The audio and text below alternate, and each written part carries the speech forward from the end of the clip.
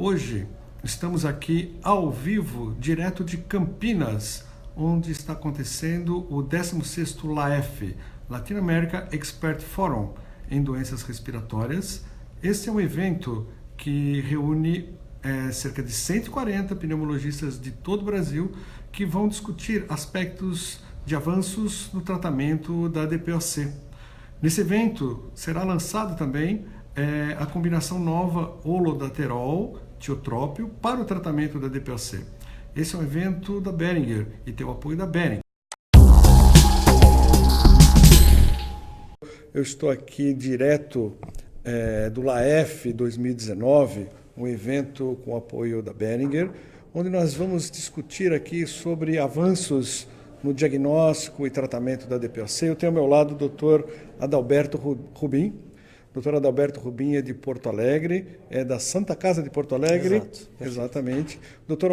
Adalberto Rubin é o chairman aqui do evento. Ele apresentou aqui todas as palestras agora à noite e ele fez uma apresentação sobre mortalidade da DPOC, o impacto da DPOC em morbidade e mortalidade no mundo. O que você poderia comentar para os nossos seguidores, Adalberto, sobre esse assunto que você abordou agora?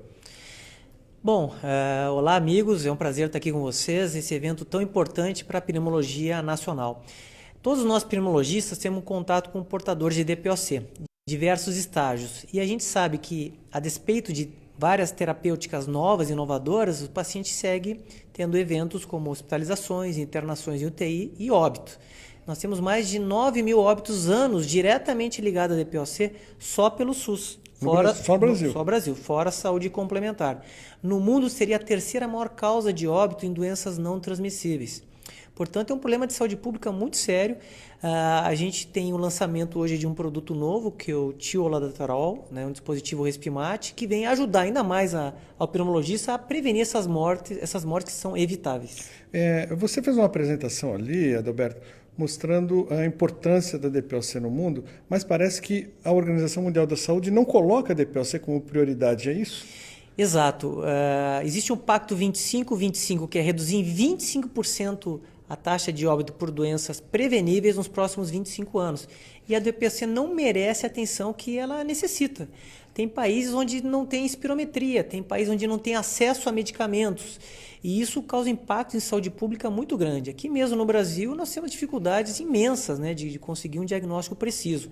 E isso é importante. A gente tem medicamentos modernos, dispositivos altamente eficazes, mas a gente tem que continuar progredindo para evoluir o conhecimento e o manejo dessa doença. Para os nossos colegas que estão assistindo, a gente tem muitos pneumologistas, mas também temos médicos não pneumologistas, muitos clínicos, tem pessoal bastante distante dos grandes centros, que o colega precisaria objetivar, o que ele deveria buscar no tratamento da DPOC? Quais os pontos fundamentais que ele deveria tentar atingir no tratamento? Eu acho uma coisa importante, se você tem qualquer paciente com mais de 40 anos fumante, você obrigatoriamente tem que fazer uma espirometria. Você pode estar em frente a um DPOC de início precoce, onde você pode manejar de maneira adequada. O grande problema da DPOC é a hiperinsuflação. O paciente tem obstrução de via aérea, aumenta o volume residual, isso leva a pior qualidade de vida, maior dispneia e maior taxa de exacerbação. Para isso, tem várias evidências de que um broncodilatador adrenérgico mais um anticolinérgico em conjunto consegue desinsuflar o paciente, melhorar a qualidade de vida e dar, então, uma maior capacidade de atividade física que todo mundo precisa. Eu acho que o que o Rubim colocou é importante, vocês que estão assistindo, porque é muito comum a pressão de corticoide inalado na DPOC. E a gente sabe que existem indicações de corticoide inalatório em DPOC, mas são indicações um pouco mais restritas ainda hoje, segundo o guideline, segundo a GOLD.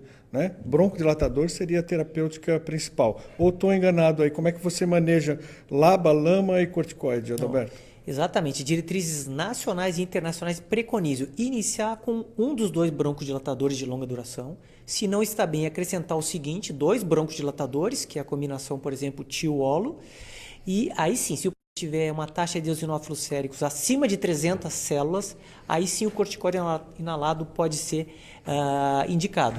Mas, sem dúvida, um LABA e um LAMA é a escolha inicial para todo paciente sintomático com DPOC.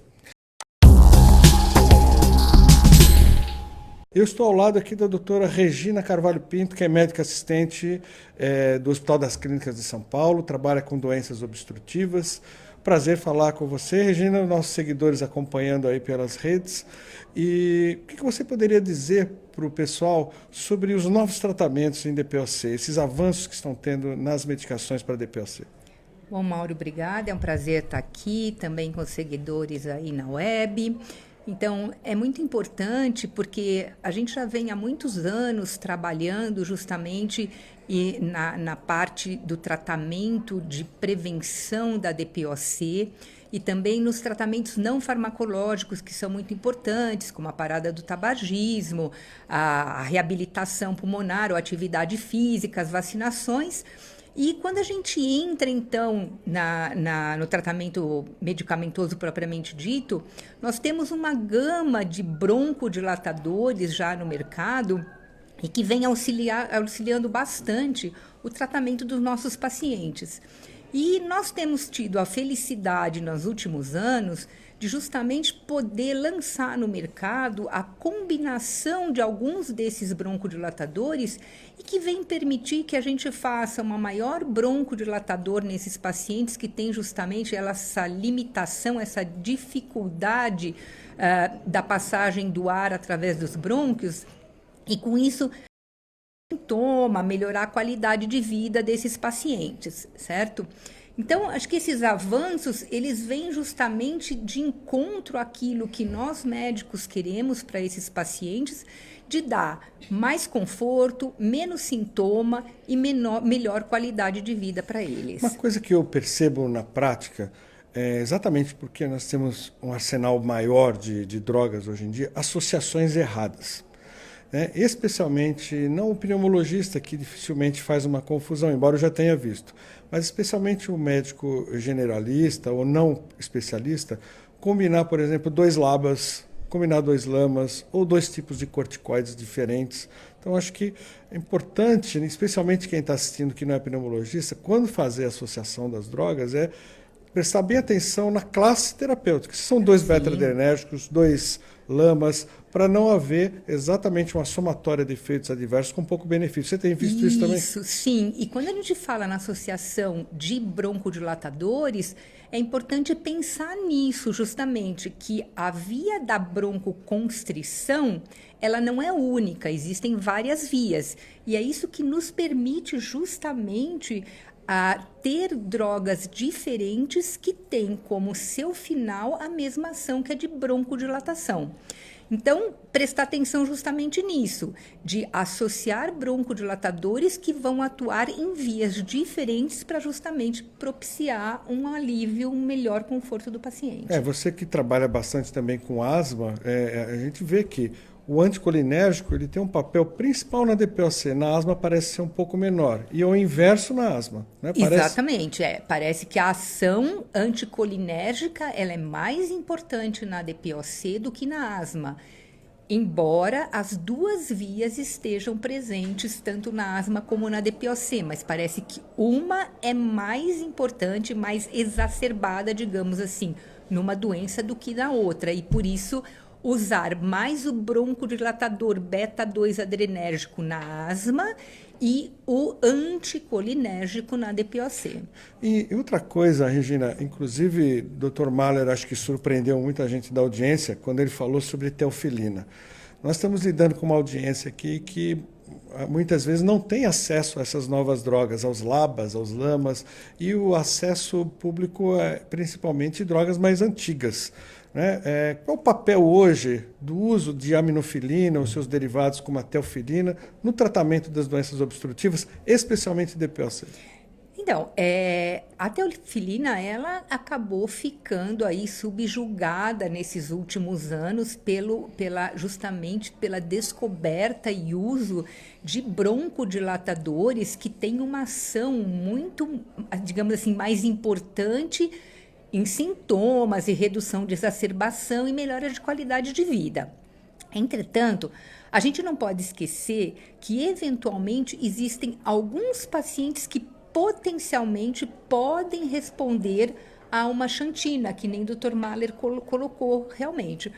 Então, acho que assim, podemos sempre pensar que é uma medicação de baixo custo e de grande disponibilidade, principalmente no país, e que a gente pode tentar em alguns pacientes, sempre lembrando que existem efeitos colaterais e que a dose terapêutica ela é próxima da dose tóxica de causar eventos adversos. Então, tomar esse cuidado, ver o que o paciente já usa de medicação, porque é uma droga que tem grande interação com outros medicamentos. Fazer um teste terapêutico, se o paciente melhora dos sintomas. Se ele melhorar dos sintomas, vamos considerar que ele pode continuar com a medicação. Se ele não responder à medicação, vamos considerar também que a gente pode retirar para evitar efeitos colaterais. Então, para quem não é o pneumologista, que está feito aí aos guidelines da pneumologia, para DPOC, lama e LABA são as drogas preferenciais. Eventualmente, né, ou isoladas ou em combinação. Quando atingimos a terapia máxima, eventualmente muitos pacientes sintomáticos podem se beneficiar com a teofilina em doses baixas, tendo os cuidados cardiológicos necessários, dosando teofilinemia.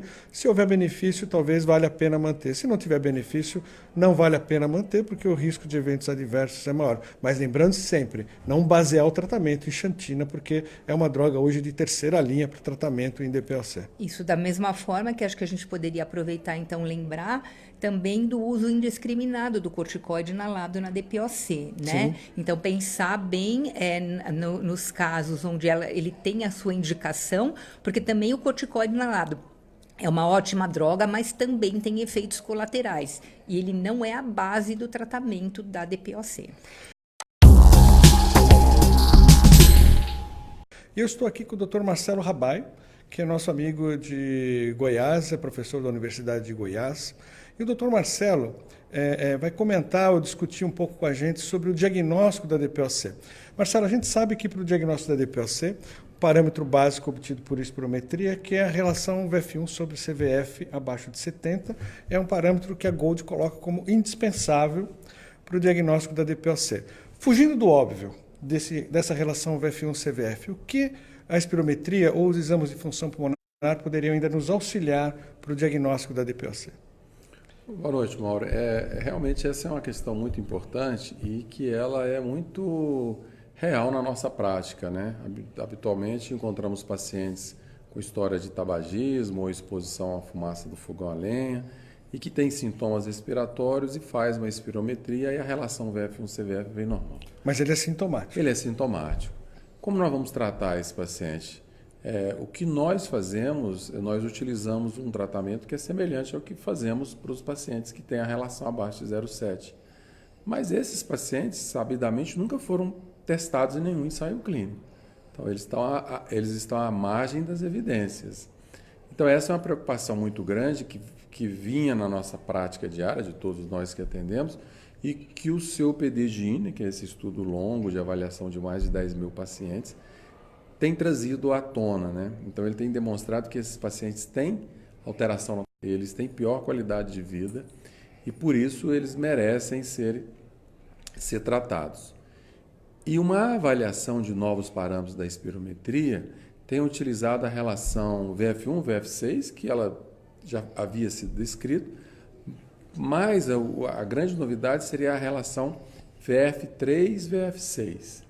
Porque com isso você estenderia um pouco mais o tempo da expiração, que teoricamente você poderia pegar as pequenas vias aéreas, estendendo um pouco mais o tempo em vez de VF1 para VF3, e não estenderia tanto assim até atingir a CVF final, terminando no VF6. Então, com isso, eles encontraram, nesse grupo de pacientes VF1, CVF normal, 15% de pacientes com a relação VF3, VF6 abaixo do preconizado. E esses pacientes que tinham essa relação, eles eram piores do que aqueles que não tinham. Você falou uma coisa interessante, e a semana passada eu conversei com o Dr. Jürgen Westbul, que é da Universidade de Copenhague. Vocês que acompanham aí o Pneumoimagem, pega aí os vídeos aí que estão no nosso arquivo aí pelo nossa página do Facebook, tem entrevista do Dr. E ele comentou exatamente esse ponto, que os pacientes dos estudos clínicos, eles são diferentes dos pacientes da vida real. porque tantos critérios de exclusão que são envolvidos nos estudos clínicos, tira o cardiopata, tira o fumante, tira o que tem asma, tira o que tem diabetes, tira o obeso, tira isso. Você chega num universo de pacientes pequenos em que muitas vezes as drogas são testadas. E no mundo real, isso é um pouquinho diferente. Né? E o que você colocou cabe bem nisso, quer dizer, o paciente é sintomático, tem uma espirometria aparentemente normal, mas a gente poderia talvez considerar esse paciente doente, né? Exatamente. E ele nesse estudo também, ele traz um outro dado que ele caracteriza, que é aquele paciente que tem a relação normal, mas o VF1 é abaixo de 80, independente da CPF. Ele chama isso de PRISM. Então, que a relação ficou normal, mas ele tem o VF1 abaixo. Ele percebeu, Mauro, que esse paciente ele era pior do que o Gold A, então em termos de exacerbação. Então, consideramos a possibilidade de tratá-lo, de usar um broncodilatador. E esse que tem a relação normal e o VF1 abaixo, e nós não estamos tratando. Ou estamos tratando, mas não temos efetivamente o diagnóstico de DPOC para esses pacientes. Um outro dado que a gente pode ter na espirometria, aí vocês peguem aí as entrevistas da semana passada com o Dr. Roberto Rodrigues, que é expert, talvez um dos maiores do Brasil de função pulmonar, e que ele coloca para, quando essa relação está normal, olhar o FEF2575, que é um índice que a gente tem na espirometria, que pode avaliar pequenas vias, e muitas vezes é um índice que se altera precocemente na espirometria e antes do VF1 e da relação estar alterada. Perfeito. Esse também é um outro dado importante, e é mais uma situação onde a relação está normal e a espirometria tem alguma outra alteração. Né? Então, como mensagem final, é que se o paciente tem fator de risco e ele tem os sintomas, e os sintomas às vezes é difícil de definir, né, Mauro? Mas muito subjetivo. Muito né? subjetivo, mas principalmente se ele tem fator de risco, se ele é fumante, se a exposição é importante. Então nós devemos avaliar esse paciente e tentar entender e procurar alguma outra alteração que o caracterize como sendo necessário uma conduta um pouco mais agressiva para que a gente possa evitar a perda de função pulmonar e principalmente para que ele possa ter uma qualidade de vida melhor. Eu tenho ao meu lado a professora a doutora Maria Enedina Squarcialupi, depois vocês sigam ela aí também nas redes dela. Ela é presidente atual da Sociedade Paraibana de Pneumologia e foi a presidente do último Congresso Brasileiro de Asma, DPOC e Tabagismo, que aconteceu em João Pessoa. E vocês podem acessar aí na nossa rede, aí no Facebook, tem todos os vídeos do Congresso Brasileiro. E a doutora Maria Enedina vai conversar aqui com a gente sobre qual foi o impacto que aconteceu na região, especialmente no que refere a DPOC, com a realização do Congresso lá em João Pessoa, Enedina. Mauro, o evento foi um sucesso, graças a Deus, a gente ficou muito feliz, foi a participação em massa de muitos nordestinos, evento especial na asma, DPOC, doenças muito prevalentes no mundo inteiro. DPOC é uma doença grave que está precisando de melhor diagnóstico, melhor tratamento. Então, a repercussão foi ampla nas redes sociais, TV, rádio, todos comentando, outras especialidades também comentando sobre o evento. Foi um sucesso, uma grande participação de pneumologistas e foi um evento multiprofissional, não só médicos pneumologistas, mas nós tínhamos enfermeiros, fisioterapeutas, psicólogos, nutricionistas. O número de pôsteres, né, de trabalhos enviados, apresentados, foi recorde. A participação, as pessoas visitaram os pôsteres, foi um sucesso. Muitas palestras em relação a DPOC, a asma, um novo diagnóstico, novos tratamentos. Nós temos recomendações novas da Sociedade Brasileira de Pneumologia desde 2017. Então, foi muita coisa discutida, muita coisa produzida e vamos ter outras perspectivas, né, decorrente desse evento, dessa reunião com vários experts nessas áreas. Quantos participantes tiveram lá? Mais de 1.400. Nós batemos todos os recordes da pneumologia, fiquei muito feliz, né? Deu certo, o evento deu certo, foi um sucesso, sem problemas e com grandes repercussões, com palestrantes internacionais, como a Diana Stolz, o presidente da ATS esteve presente, nós tivemos até presença de pessoas ilustres da região, um deputado, o Dr. Ranieri Paulino, a primeira-dama do Estado foi também fazer uma visita lá. Então, foi realmente um evento que teve sucesso e está repercutindo ainda. Muitos comentários em redes sociais, em jornais. Tá? Foi um evento bom. E é bom para nós, pneumologistas, também. Está mostrando que a pneumologia é atuante, né? Que está produzindo e que está ajudando a população, de uma forma geral, no diagnóstico e tratamento das doenças respiratórias.